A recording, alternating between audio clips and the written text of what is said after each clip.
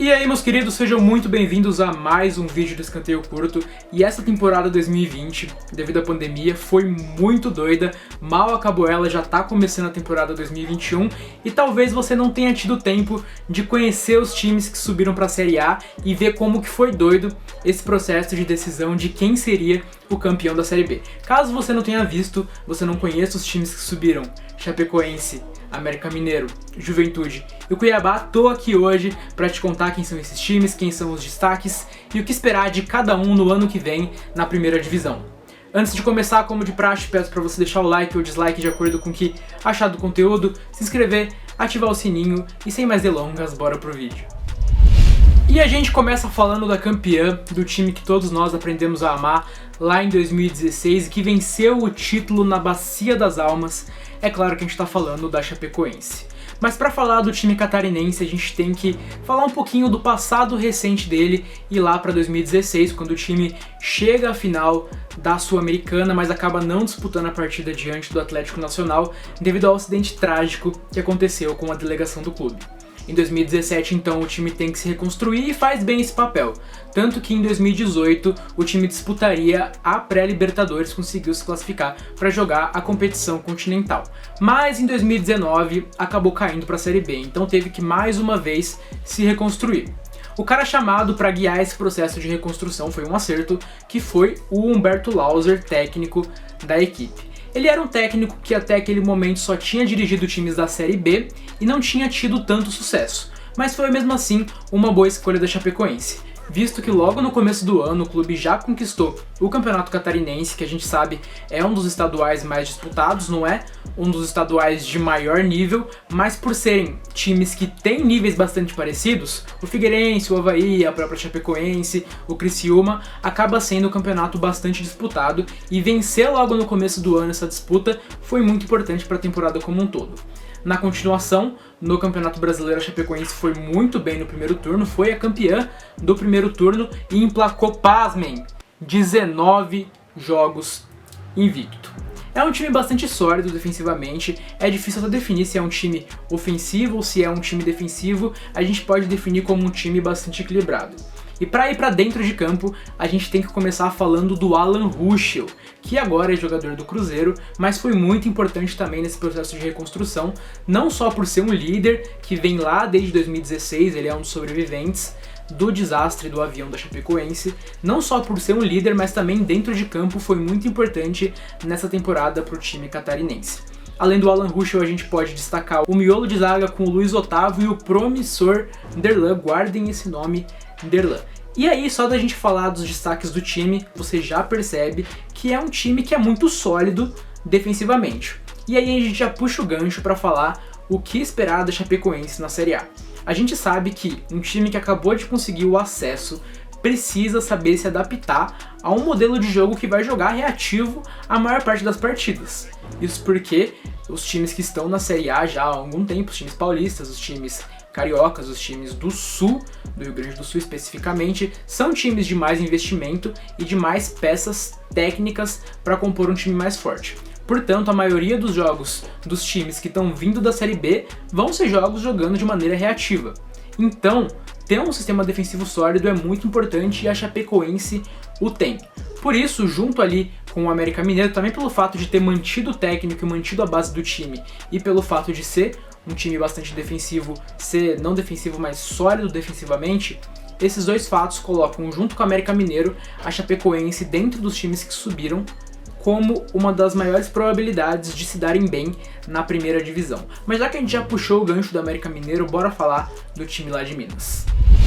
O América Mineiro, que foi durante muito tempo o maior time do seu estado, e se você não conhece essa história, você pode assistir um vídeo que vai estar aqui no card, que eu nunca sei de que lado fica, que a gente contou a história do América Mineiro. Bom, em 2019 o time de Minas ficou apenas um pontinho de subir para a primeira divisão, acabou fracassando e logo depois disso o Red Bull Bragantino veio e contratou o Felipe Conceição, que era o técnico que levou a Chapecoense àquela boa campanha na Série B que por um pontinho só não conseguiu o acesso para a Série A. Então o escolhido para substituir ele, você sabe, foi Lisca e louco, Lisca doido. O Lisca veio e montou um time dentro do seu estilo, um time bastante sólido defensivamente, um time de ligação bastante vertical e deu muito certo. Apesar de que no começo, lá no Campeonato Mineiro, o time não conseguiu muito sucesso. Isso porque caiu já na semifinal para o Atlético Mineiro do Jorge Sampaoli. Mas no Campeonato Brasileiro, durante o tempo inteiro, foi um time bastante sólido, terminou o primeiro turno na terceira colocação e lá na 32ª rodada conseguiu abocanhar a primeira colocação e só perdeu lá, faltando poucos minutos para terminar o campeonato, a primeira posição para a Chapecoense naquela reviravolta absurda que rolou na última rodada.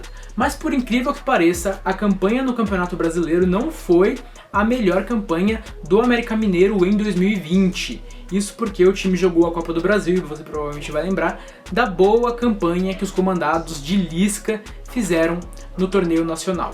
Chegaram até a semifinal depois de tirar gigantes como o Corinthians e como o Internacional, derrotando ambos fora de casa. Venceu o Corinthians por 1-0 em Itaquera e venceu o Internacional por 1-0 no Beira-Rio. E por pouco não venceu o Palmeiras na semifinal dentro do Allianz Parque, acabou sendo desclassificado no jogo da volta, já em Minas. O Palmeiras achou 2 gols no segundo tempo, mas é bom destacar que o América Mineiro teve sim possibilidades de se classificar naquela segunda partida. Uma ótima campanha de um time que não tem tantos investimentos quanto esses maiores que eu acabei de citar, mas foi até as semifinais.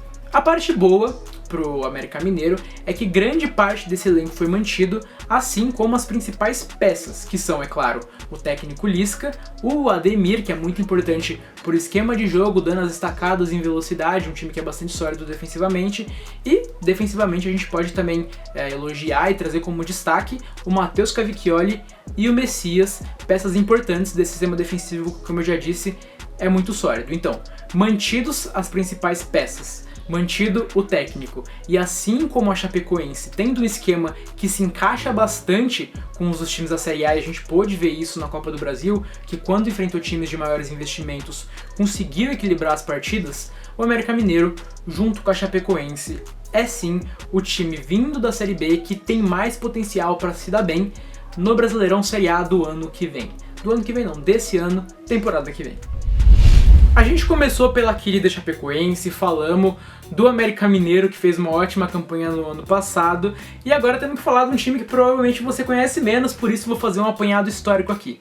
Vamos falar do Juventude, que pra quem não sabe tem um título de Copa do Brasil lá em 1999. Tem time grande aí que não tem Copa do Brasil, né? Mas esse não é o único título nacional do time do Rio Grande do Sul, que também ganhou lá em 1994 uma Série B. A última vez que o Juventude jogou a Série A foi em 2007, mas teve uma queda muito rápida. Em 2010 caiu todas as divisões e chegou na Série D. Apesar de não ter sido tão rápida quanto a queda, a ascensão também foi bastante veloz. Em 2020, o Juventude está de volta à Série A depois de ficar na terceira colocação do Campeonato Brasileiro da Série B. E não tem como a gente começar a nossa projeção do Juventude pro ano que vem sem falar de que o técnico Pintado, que foi quem guiou o time nesse ano, em uma transferência até bastante estranha, saiu para a Ferroviária e não vai ser o técnico do time no ano que vem.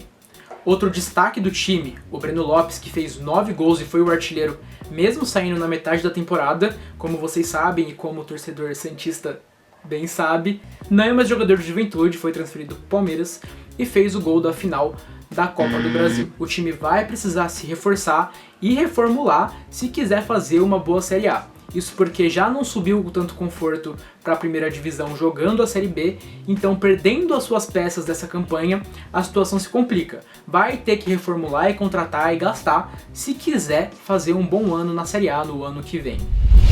Situação bastante parecida com a do Cuiabá, que é outro, o qual citarei um pouquinho aqui da história antes de falar de fato do time. O Cuiabá é um time bastante jovem, inclusive mais jovem do que eu, que nasci em 2000. O Cuiabá nasceu em 2001, em 2003 já disputava a Série C, em 2004 disputava a sua primeira Copa do Brasil e em 2018 conseguiu o seu acesso para a segunda divisão. E como vocês sabem agora, em 2020, consegue o acesso para a Série A. Outro marco importante que traz esse time do Cuiabá é o fato de que, depois de 35 anos, um time mato-grossense volta a disputar a primeira divisão do Campeonato Brasileiro. O último tinha sido o Operário, pasmem. E como eu tinha dito, é uma situação bastante parecida com a do Juventude, isso porque, além de perder 11 jogadores do seu plantel, o Cuiabá perdeu o seu técnico, o Alan Al, para a próxima temporada. Então, assim como o Juventude vai ter que reformular, vai ter que contratar, se quiser que esse case de um Mato Grossense voltando à Série A seja um case de sucesso. Chegaram a especular o Thiago Nunes e uns caras interessantes, mas ficou só na conversa. Vamos ver o que de fato o time do Centro-Oeste brasileiro vai fazer para o próximo ano para que ele seja diferente do que foi esse, em que subiu com bastante desconforto e consiga permanecer na Série A pelo menos para o ano de 2022.